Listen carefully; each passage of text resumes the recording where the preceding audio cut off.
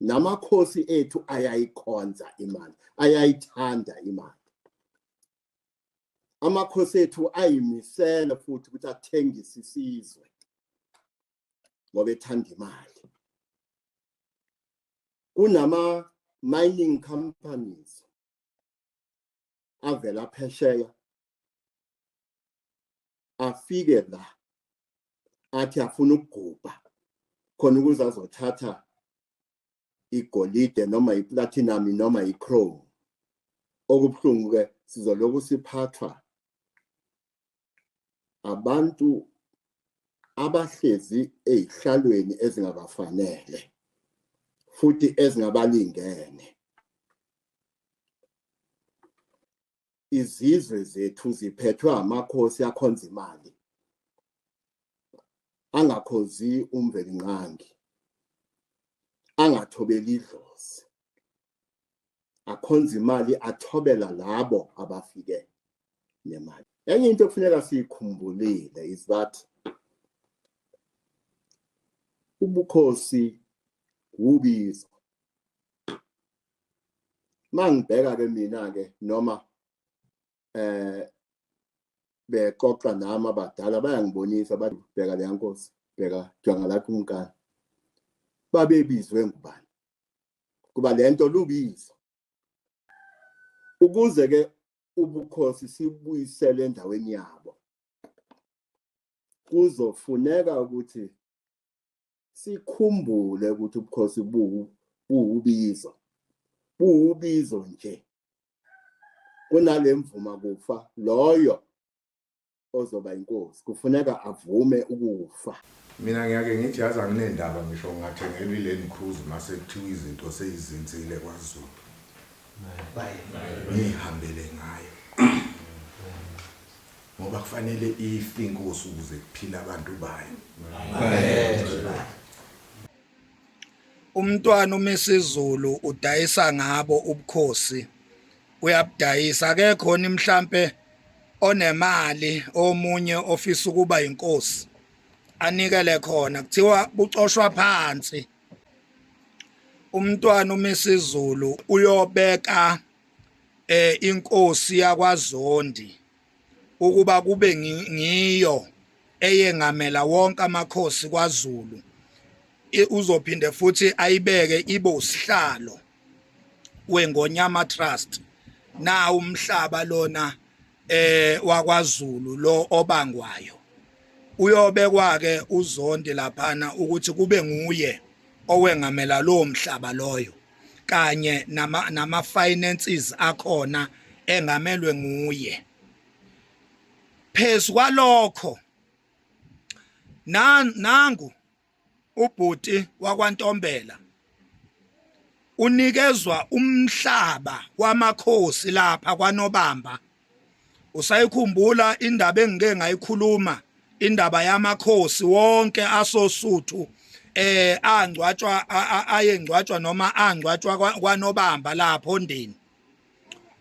Ulokhuze kuNtombela unikezwe lo mhlaba loyo namhlanje nje njoba ngikhuluma nje usendleleni uya lapha ya kumntwana uMisizulu uhambisa 30 amashumi amathathu eyinkomo uyothela amanzi.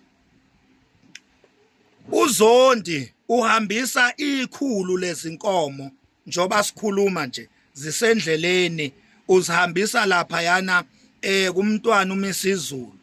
Sicela ukuzoletha amaguqa awu 120.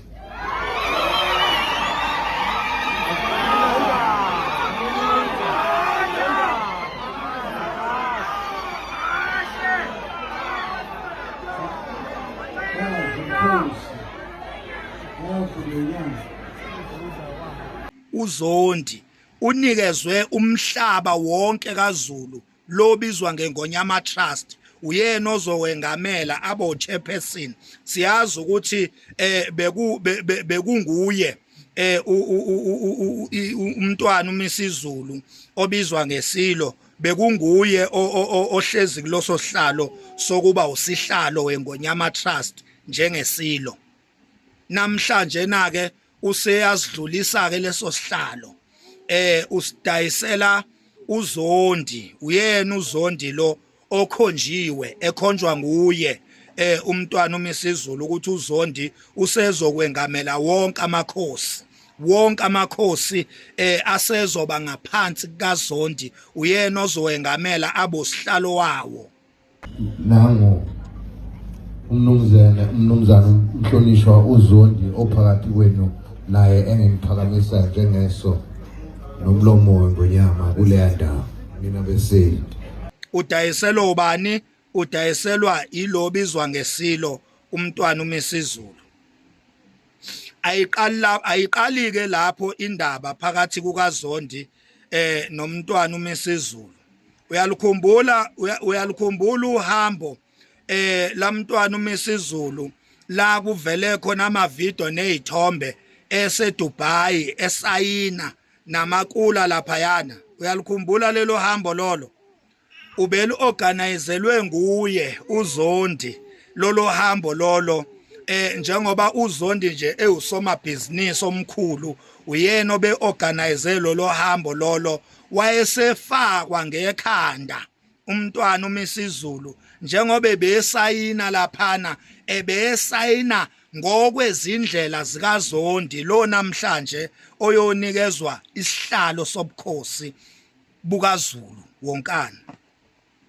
Ithe mayisuka lapha indaba, uyalukhumbula icala ebeliseyinkantolo lokubangwa kwesihlalo phakathi kwamntwana uMisizulu kanye nengonyama uZonda Magwala.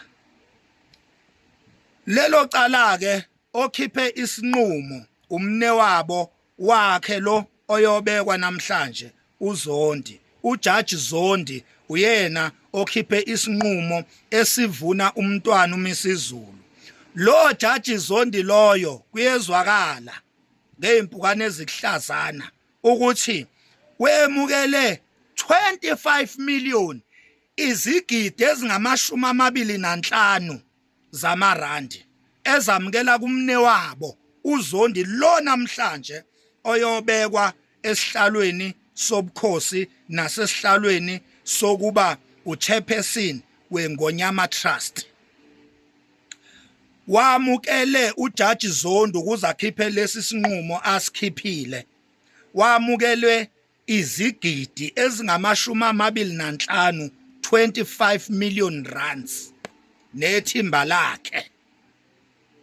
Kuyezwakala ke ukuthi lo Zondi loyo olijaji kanye nethimba lakhe banikezwe lo 25 million ukuba bahlukaniselane o5 million, okusho ukuthi sebe bonke bangake bawu 5 10 15 20 25 million bantu.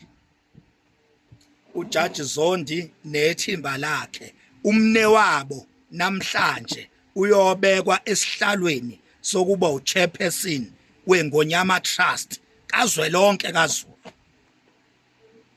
Ngithi mina akekho inomunye ofuna ubukhosi bucoshwa phansi sukaneni madoda beyadayiswa. Lafe lihle kakhulu. Hawu amakhosi madoda odina uZulu ophunga nomageba abafihlwe lapho ondini namhlanje undi unobamba uyadayiswa, unikezwa lo bhuti wakwaNtombela umhlaba wasoSuthu, umhlaba kaZulu unikezwa uNtombela namhlanje. Ntombela uhambisa inkomo ezu30 namhlanje. uZondi uhambisa inkomo ezu100 namhlanje after 25 million. Wow. Haya sisho lutho. Besingobani thina? Singomakhanya nje. Besingobani? Hayi siyoxoxela amagwaba bechobana. Hayi impela siyofa sizilanda. Okwabonwa yithi kulesi sizukulwane, kulesi sikhathi okubonwa yithi. Hayi bafana, hayi kulungile. Hayi kulungile bafowethu, hayi kulungile. Hayi awuhamba umhlaba, mhlambe ke kungekudala nje kwayithina sizoshintsha igama lethu igama elithi siwuZulu mhlambe kwayilona selidayisiwe mhlambe sozwa sekuthiwa sesingelinye igama asisewona amaZulu asazi kodwa kuningi kuyenzeka esasingazi ukuthi kuyokwenzeka namhlanje kuyenzeka singavuka nje kusasa nomnini singavuka nomnini sekuthiwa nje asisewona amaZulu sesibizwa ngenye into kwayileli gama elithi samaZulu selidayisiwe mhlambe sekuthiwa amaZulu aseSwatini thina siwona amaZulu kulindele nje ukuthi ningavuka noma ingaluphi usuku sekuthiwa kahle kahle amaZulu angempela ilawa aseSwatini thina sesibizwa ngelinye igama mhlambe sesingamaswati asazi ngoba esasingazi ukuthi kuyokwenzeka nakho kuyenzeka namhlanje nakho kuyenzeka umhlaba wamakhosi uyadayiswa ubukhosi biyadayiswa kwenze njani nithule nithini sizwe sikaphunga noMageba nithule nithini izinto zonakala phambi kwenu nilo nithi hayi sisodi silo hayi iyodi ngonyama anibona ukuthi izinto ziyonakala anibona ukuthi izinto ziyonakala ziba worse isizwe siyabhidlizwa anibona ukuthi isizwe siyadestroywa siyaqedwa yo ayikulungile thula makhanya sukhulumile